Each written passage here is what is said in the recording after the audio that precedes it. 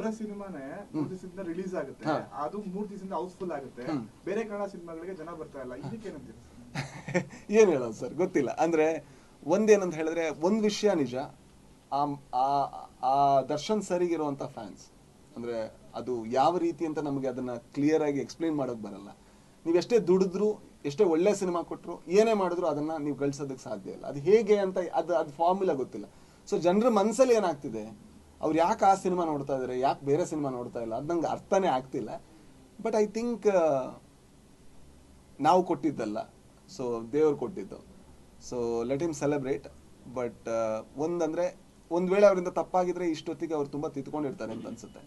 ಯಾಕಂದ್ರೆ ಒಬ್ಬಂಟಿಯಾಗಿ ಒಬ್ರು ನಿಂತಾಗ ಅದು ಕಾಡತ್ತೆ, ಒಂದು ಜೀವ ಹೋಗಿದ್ದಲ್ವಾ. ಅಂದ್ರೆ ನನ್ಗೆ ಇನ್ನೊಂದು ವಿಷಯ ಹೇಳ್ಬೇಕು ಸರ್. ಎಷ್ಟೋ ಸಲ ನಾವು ಗಾಡಿಲಿ ಹೋಗ್ಬೇಕಾದ್ರೆ ಯಾರೋ ಒಬ್ರು ಓವರ್ಟೇಕ್ ಮಾಡಿದ ತಕ್ಷಣ ಹೊಡೆದು ಬಿಡ್ಬೇಕು ಅವನು ಅಂತ ನಮಗೆ ಬರುತ್ತೆ. ಈವನ್ ದಟ್ ಇಸ್ ಕ್ರೈಮ್, ಅಂದ್ರೆ ಈವನ್ ಅದು ಕ್ರೌರ್ಯನೇ. ಬಟ್ ನಮ್ಮ ಒಳಗೆ ಎಲ್ಲೋ ಒಂದ್ ಕಡೆ ಆ ಕ್ರೌರ್ಯ ಸ್ಟ್ರಾಂಗ್ ಆಗಿ ಕೂತಿದೆ. ನಾವು ಅಂದ್ರೆ ನನಗೆ ಅನ್ಸುತ್ತೆ ಎಷ್ಟೋ ಸಲ, ಅಂದ್ರೆ ಅವ್ರು ಮಾಡಿದ ತಪ್ಪಾದ್ರೆ ನೀನು ಅನ್ಕೋತಾ ಇರೋದೇನೋ ತಪ್ಪು ತಾನೆ, ಹೊಡೆಯಬೇಕು, ಮುಗಿಸ್ಬೇಕು, ಅವ್ನ ಕೆರಿಯರ್ ಹಾಳು ಮಾಡಬೇಕು, ಅವ್ನ ಲೈಫ್ ಹಾಳು ಮಾಡಬೇಕು. ನಮ್ಮೆಲ್ಲರಲ್ಲಿರುವಂಥ ಒಂದು ಕಾನ್ಸ್ಟೆಂಟ್ ಥಾಟ್ಗಳು, ಈ ಥಾಟ್ಗಳೇ ಆ್ಯಕ್ಚುಲಿ ಕ್ರೌರ್ಯ ಕಾರಣ ಆಗೋದು. ನಾವು ಒಳ್ಳೆಯವರಾಗೋಕೆ ಪ್ರಯತ್ನ ಪಡ್ಬೇಕು ಬಿಟ್ರೆ ಇನ್ನೊಬ್ಬ ಏನೋ ಕ್ರೌರ್ಯ ಮಾಡಿದಾನನ್ನೋ ಕಾರಣಕ್ಕೋಸ್ಕರ ಅದನ್ನ ತೋರಿಸಿ ನಾನು ಒಳ್ಳೆಯವನು ಅಂತ ಅನ್ಸ್ಕೋಬಾರ್ದು.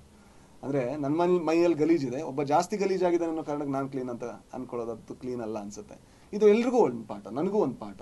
ಅಂದರೆ ಯಾಕೆ ಈ ರೀತಿ ಯೋಚನೆ ಮಾಡ್ತೀವಿ, ಯಾಕೆ ಈ ಕ್ರೌರಿಗಳನ್ನು ಮಾಡ್ತೀವಿ ಅನ್ನೋದು ಒಂದು ಪಾಠ.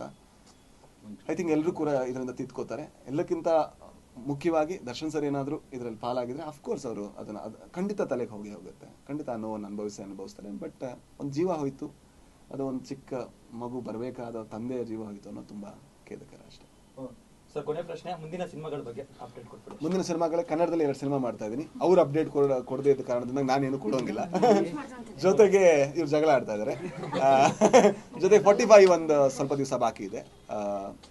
ಸದ್ಯಕ್ಕೆ ಕನ್ನಡದಲ್ಲಿ ಅಷ್ಟು ಅಪ್ಡೇಟ್ಸ್. ಬಟ್ ಒಳ್ಳೊಳ್ಳೆ ಸಿನಿಮಾಗಳನ್ನ ಕನ್ನಡದಲ್ಲಿ ಮಾಡುವಂಥ ಪ್ರಯತ್ನ ಇರುತ್ತೆ. ಇಲ್ಲ, ತಮಿಳಲ್ಲಿ ಮಾಡೋಕ್ಕೆ ಟೈಮೇ ಸಿಗ್ತಾ ಇಲ್ಲ. ಮಲಯಾಳಮಲ್ಲಿ ಮಾಡಿದ್ದಿದೆ ಕೊಂಡಾಲ್ ಅಂತ, ಬಟ್ ಅದು ಮಾಡೋಕ್ಕಾಗಲ್ಲ. Thank you so much sir. Sorry, thank you. ಏನು ಎಷ್ಟು ಜಗಳ ಮಾಡ್ತೀನಿ.